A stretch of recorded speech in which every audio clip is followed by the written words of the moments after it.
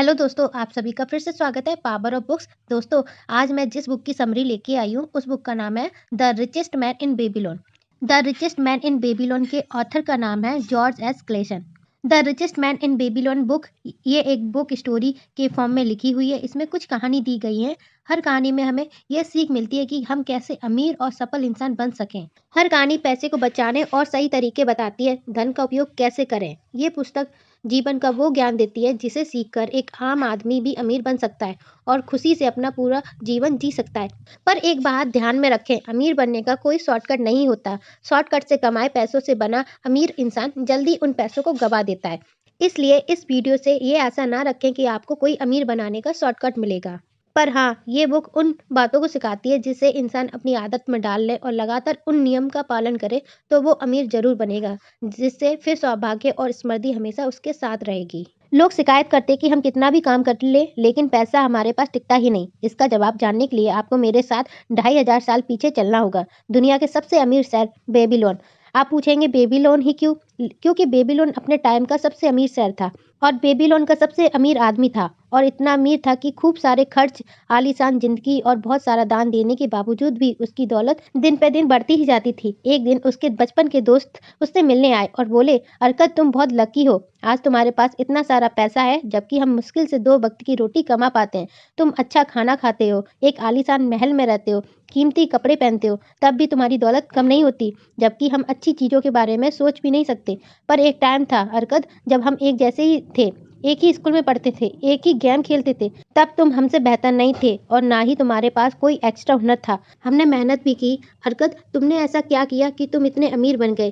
क्या तुम अपने अमीर बनने के राज बताओगे क्या? हरकत ने 5 दिन तक पैसों के उन 5 राज बताए और जो उसने खुद कई सालों पहले एक बहुत ही अमीर आदमी से सीखे थे, जिससे वो आज तक फॉलो करता आ रहा था। और उसने अपने दोस्तों का पहले दिन जो सीक्रेट बताया था, फर्स्ट सीक्रेट, पे योर सेल्फ फर्स्ट। दोस्तों को पहले दिन जो सीक्रेट बताया गया वो था पे योर सेल्फ फर्स्ट। अब आप सोच रहे होगे, सैलरी हमें मिलती है या बिजनेस से हम जो पैसा कमाते हैं वो हम खुद पर ही खर्च करते हैं। पर दोस्तों, खुद पर खर्च करने का मतलब ये नहीं कि आप अपने सारे पैसे खर्च कर दो। यहाँ खुद को पे करने का मतलब है अपनी कमाई का 10% अपनी सेविंग में डालना। हर महीने सैलरी मिलते ही हम कपड़े खरीदते हैं, रेस्टोरेंट जाते हैं, मतलब हम अपनी कमाई सब लोगों में बांट देते हैं, सिवाय खुद के। अरकत बताता है कि इंसान चाहे 10,000 कमाता हो या 10 लाख, उसे अपनी कमाई का 10वां हिस्सा कमाई मिलते ही सेव कर लेना चाहिए। और ऐसा तब से शुरू कर देना चाहिए जब से वो कमाना शुरू करता है। जितना जल्दी उतना अच्छा। आप जो एक हिस्सा सेव करते हो उसको सही जगह इन्वेस्ट करके उसे एक हिस्से से बहुत सारा पैसा बनाया जा सकता है। इतना पैसा कि आप जितना मर्जी खर्च करें, आपका अकाउंट कभी खाली ना हो पाए। कई लोग कहते हैं कि ये 10% से करना बहुत ही मुश्किल है, इतना पैसा तो बचता ही नहीं। इसका जवाब है अगले नियम में। सेकंड लो है लीव लो योर ड्रीम। मेरा एक दोस्त हर 6 महीने में अपनी गाड़ी बदल लेता है। उसका मानना है कि वह इस तरह से लेटेस्ट टेक्नोलॉजी का यूज कर रहा है, जबकि लोन की ईएमआई हमेशा उसे परेशान करती है। हमें अपनी ज़रूरत और इच्छाओं के बीच फ़र्क समझना चाहिए। ज़्यादातर लोग पार्किंसन का शिकार होते हैं, जो कहता है कि हमारी कमाई के हिसाब से हमारे खर्चे में जुड़ जाते हैं। अगर आप अपने खर्चों और लाइफस्टाइल के बारे में सोचना शुरू करो तो आपको कुछ ऐसे खर्चे ज़रूर मिल जाएंगे जिससे पूरी तरह से खत्म या काम किया जा सकता है। जब हमारी सैलरी 20,000 होती है तब हमारा घर ठीक से चल जाता है और हम सोचते हैं जब हमारी सैलरी 50,000 होगी तब हम सेविंग करेंगे। लेकिन जब हमारी सैलरी बढ़कर 50,000 होती है तब भी हम सेविंग नहीं कर पाते। इसका रीज़न है कि प्रपोर्शन में हमारी सैलरी बढ़ती है, इस प्रपोर्शन से हमारे खर्च भी बढ़ जाते हैं। इसलिए पैसों को मैनेज करने का सबसे बेस्ट तरीका है हर महीने बजट बनाना, जिससे आप अपनी नीड्स और वांट्स को आसानी से पहचान पाओगे। उसके बाद अरकत ने अपने दोस्तों को तीसरा लॉ बताया, make your money work for you. अपनी इनकम का 10% से करना केवल शुरुआत है। सिर्फ सेविंग करके कोई अमीर नहीं बन सकता। आपको अपनी सेविंग से काम करवाना होगा, यानी कि उसे इन्वेस्ट करना होगा। और अपने दोस्तों को कहता है कि जब आप एक गोल्ड कॉइन से काम करवाते हैं तो उसे अपना गुलाम बना लो। वो आपके लिए कॉपर के सिक्के बनाकर दे, जिन्हें आप फिर से काम पर लगाओ, जो आपको और सिक्के दे, यानी आपकी सेविंग को इन्वेस्ट करो और उसे इन्वेस्टमेंट के प्रॉफिट को भी फिर से इन्वेस्ट करते जाओ। आप इन्वेस्टिंग में जितना ज़्यादा अच्छे होगे, आपकी दौलत उतनी तेज़ी से बढ़ेगी। ऐसा करने से कुछ सालों के बाद आपकी कई सारी इन्वेस्टमेंट होंगी और आपके पास कई तरीकों से पैसा आ रहा होगा। चौथे दिन अरकत ने अपने दोस्तों को इन्वेस्टमेंट का एक बहुत ही इंपॉर्टेंट लॉ बताया। वो था प्रोटेक्ट योर कैपिटल।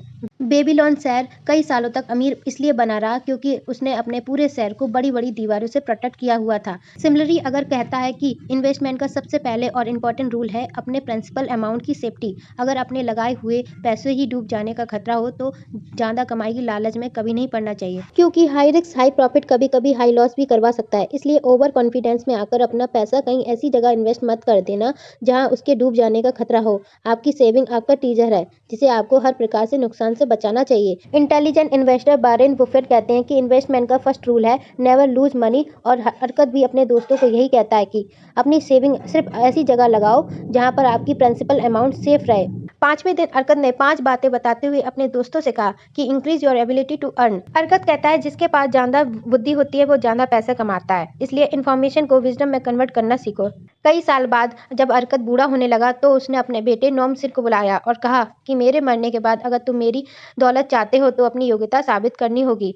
उसने नॉमसिर को सोने से भरा एक बैग और एक लेटर दिया जिस पर 5 लॉ ऑफ गोल्ड लिखे थे। नॉमसिर शहर से पैसा कमाने के लिए गया। वहां उसे 2 आदमी मिले। उन्होंने बताया एक मर्चेंट के पास एक बहुत अच्छा घोड़ा है जो कभी नहीं हारता, उस पर पैसे लगाओ तो बहुत पैसे जीत जाओगे। घोड़े पर पैसे लगाए और वो हार गया। पता चला कि वो दोनों आदमी घोड़े वाले के पास मिलकर नए और अमीर लोगों को लूटते थे। फिर एक दिन एक आदमी ने बताया कि एक दुकान का मालिक मर गया है। उसकी दुकान बहुत सस्ते में बिक रही है, उसको खरीद लोगे तो काफ़ी मुनाफा होगा। नॉम सिंह ने वो दुकान खरीद ली, लेकिन दुकान चलाने का कोई एक्सपीरियंस ना होने के कारण उसकी काफ़ी नुकसान हुआ और उसके पास कोई भी पैसा नहीं बचा। फिर एक दिन उसने वह लेटर देखा जिस पर अरकत ने 5 लॉ ऑफ गोल्ड लिख कर दिए थे। अपनी इनकम का 10वां हिस्सा फ्यूचर के लिए बचा कर रखो। अपनी सेविंग को बुद्धिमत्ता के साथ काम पर लगाओ। केवल एक्सपर्ट और बुद्धिमान व्यक्ति से ही एडवाइस लो। जिस बिजनेस की समझ ना हो उसमें इन्वेस्ट मत करो। ज़्यादा कमाने के चक्कर में ज़्यादा रिस्की और गेमिंग वाले बिजनेस में मत पड़ो। नॉमसिन ने सोचा कि अगर वह इस लेटर को पहले पढ़ता तो अपने पैसे नहीं गंवाता, लेकिन लेटर के पढ़ने के बाद नॉमसिन ने मेहनत के साथ काम करना शुरू किया। पहले उसने कुछ कॉपर के सिक्के बचाना स्टार्ट किया। उसने अपने खर्च काफ़ी कम कर दिए। एक दिन एक आदमी ने उसे इन्वेस्टमेंट का प्रपोजल दिया, पर नॉमसिन ने कहा कि वह अपने पैसे पहले ही गंवा चुका है, अब वह और पैसे खोना नहीं चाहता। तब उस आदमी ने अपना प्लान बताया कि किले की दीवारें लगभग बन चुकी हैं और कुछ दिनों के बाद राजा को गेट के लिए ब्रोंज की जरूरत होगी। अब हम दूसरे शहर से ब्रोंज लेकर इकट्ठा कर लेते हैं और राजा को अच्छी कीमत पे बेच देंगे। अगर राजा ने हमसे नहीं खरीदा तब भी हमारे पास ब्रोंज होगा, उसको हम मार्केट में बेचकर भी प्रॉफिट कमा लेंगे। जैसा उसने सोचा था वैसा ही हुआ। उसे बिजनेस में काफी मुनाफा हुआ। नई प्लानिंग करके उसने और बिजनेस किया और काफी पैसा कमा लिया। कुछ सालों बाद वह अरकत के पास वापस लौटा और उसने अपनी कहानी सुनाई, जो आपने मुझे दिया था और 2 बैग सोना और देता है उस लेटर के लिए जो आपने मुझे दिया था, क्योंकि उस लेटर के बिना पैसा नहीं कमाया जा सकता था। अरकत ने नॉमसिर को गले लगा लिया और कहा अब तुम सही मायने में मेरी दौलत के हकदार हो। इस तरह अरकत ने अपने दोस्तों से लेकर अपने बेटे को पैसे के प्रिंसिपल सिखाए। कुछ साल बाद बेबीलोन के राजा चिंता में थे और अपने मंत्रियों से कहने लगे कि शहर में क्यों इतनी ज़्यादा लोग गरीब हैं। हमारे शहर में वैसे पैसों की कोई कमी नहीं, लेकिन फिर भी क्यों इन लोगों के पास पैसा नहीं दिखता। मंत्रियों ने कहा महाराज, लोगों के में पैसे की समझ नहीं है। क्या अरकत की मदद ले सकते हैं ताकि वो अपना नॉलेज सबको बांटे, जैसे उसने अपने दोस्तों की मदद की थी। अरकत ने इस प्रस्ताव को मंजूर किया और बहुत से लोगों को एक बहुत बड़े हॉल में इकट्ठा किया और कहा दोस्तों, मेरे सारे एक्सपीरियंस को मिलाकर मैं पैसों की प्रॉब्लम से बाहर आने के 5 प्रिंसिपल तैयार किए हैं। ध्यान से सुनना। पहला नियम, पर्स को बड़ा करो। हर 10 सिक्कों में से सिर्फ 9 सिक्के को खर्च करो। दूसरा, अपनी आदतों को समझो और देखो कि आप कहाँ बेफिजूल खर्च कर रहे हो और उससे बचो। तीसरा, पैसों को काम पर लगाओ। तुमने पैसा सेव कर लिया है और खर्चा भी कम हो गया है तो अब इन्वेस्ट करना शुरू करो। मल्टीप्लाई करो अपने पैसों का। चौथा, अपने पैसों को प्रोटेक्ट करो। इन्वेस्ट करना मतलब ये नहीं कि आप कहीं भी बिना सोचे समझे पैसा लगा दो।